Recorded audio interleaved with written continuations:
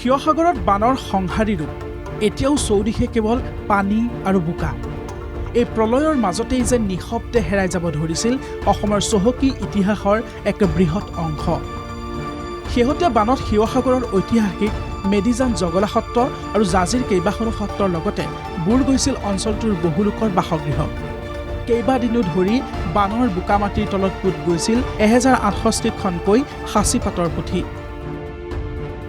পানী আৰু বোকাৰ ফলত গেলি পচি চিৰদিনৰ বাবে নষ্ট হোৱাৰ উপক্ৰম হৈছিল অমূল্য ঐতিহ্য কিন্তু নিৰাশাৰ ডাৱৰ ফালি যেন ভুমুকি মাৰিলে আশায় অসমৰ এই ঐতিহাসিক সম্পদসমূহ ধ্বংসৰ গৰাহত পৰা দেখি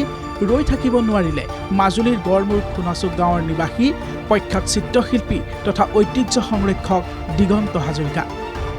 নিজৰ গাঁঠিৰ ধন ভাঙি তেওঁ ঢপলিয়াই আহিল বান বিধ্বস্ত শিৱসাগৰলৈ আৰম্ভ কৰিলে এক বৃহৎ উদ্ধাৰ অভিযান বোকাময় পৰিৱেশৰ মাজৰ পৰা অতি সাৱধানেৰে যেন নিজৰ সন্তানকহে বুকুৰ মাজলৈ চপাই আনিছে তেনেকৈ দিগন্ত হাজৰিকাই উদ্ধাৰ কৰিলে ঐতিহাসিক সাঁচি পাতসমূহ আৰু বৃহত্তৰ অঞ্চলটোত একেবাৰে ব্যক্তিগত সংগ্ৰহটো বহুত পুথি আছিলে সেই পুথিসমূহ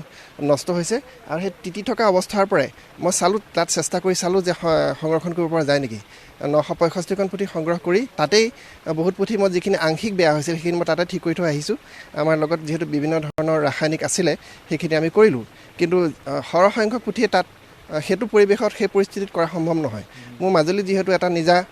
প্ৰতিষ্ঠান আছে য'ত আমি এই এনেকুৱা ধৰণৰ সংৰক্ষণৰ কামবিলাক কৰোঁ সেইবাবে ইয়ালৈ লৈ আহিলোঁ তেওঁলোকৰ অনুমতি সাপেক্ষে আৰু এতিয়া আজিৰ পৰা ইয়াত এইখিনি আমি সংৰক্ষণৰ ব্যৱস্থা কৰিম কেৱল উদ্ধাৰ কৰিয়ে ক্ষান্ত থকা নাই মাজুলীৰ এইগৰাকী শিল্পী বোকা আৰু পানীয়ে নষ্ট কৰা পুথিসমূহক পূৰ্বৰ অৱস্থালৈ ঘূৰাই আনিবলৈ এতিয়া তেওঁ আৰম্ভ কৰিছে এক নিৰন্তৰ সংগ্ৰাম বিশেষ কেমিকেল পৰিষ্কাৰকৰণ আৰু শুকুৱাবলৈ ব্যৱহাৰ কৰা বৈজ্ঞানিক প্ৰযুক্তিৰ সহায়ত দিগন্ত হাজৰিকাই হাতত লৈছে পুথিসমূহ পুনৰুদ্ধাৰৰ প্ৰচেষ্টা প্ৰাথমিক পৰ্যবেক্ষণত দেখা গৈছে উদ্ধাৰ হোৱা এই পুথিসমূহত লিপিবদ্ধ হৈ আছে অসমৰ ধৰ্মীয় সামাজিক আৰু বুৰঞ্জীৰ বহু অমূল্য তথ্য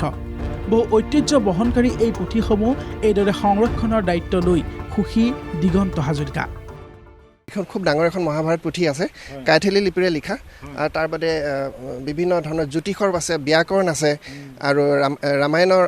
বিভিন্ন খণ্ড আছে আৰু প্ৰায়বিলাকে কাইথেলী আৰু বামুণীয়া লিপিৰ পুথি আছে গতিকে সেই পুথিসমূহ যদি এবাৰ নষ্ট হৈ যায় সেইখিনি আমি আৰু ঘূৰাই কেতিয়াও নাপাম গতিকে আমাৰ যিটো জাতিৰ আচলতে পৰিচয় আছে ভাষাৰ যিটো পৰিচয় আছে সকলোবিলাক ইয়াতেই লুকাই আছে আৰু ইয়াত বহুত মন্ত্ৰ পুথিও আছে আৰু আয়ুৰ্বেদ পুথি আছে সেইখিনি যদি লুপ্ত হৈ যায় সেইখিনি আমি কেতিয়াও আমাৰ সেই জ্ঞানখিনি আমি ঘূৰাই আৰু নাপাওঁ বানপানীয়ে হয়তো আমাৰ ভৌতিক সম্পদ উটুৱাই নিব পাৰে কিন্তু আমাৰ ইতিহাস আৰু সংস্কৃতিক ৰক্ষা কৰিবলৈ দিগন্ত হাজৰিকাৰ দৰে নিস্বাৰ্থ প্ৰহৰী মানুহ থকালৈকে অসমীয়াৰ পৰিচয় কেতিয়াও ম্লান কৰিব নোৱাৰে ঐতিহ্য ৰক্ষাৰ এই যুঁজত শিল্পীগৰাকীৰ এই অনন্য প্ৰচেষ্টাক এতিয়া ৰাজ্যজুৰি সকলোৱে জনাইছে সশ্ৰদ্ধ প্ৰণাম মাজুলীৰ পৰা মিতু খাটনিয়াৰ NKTV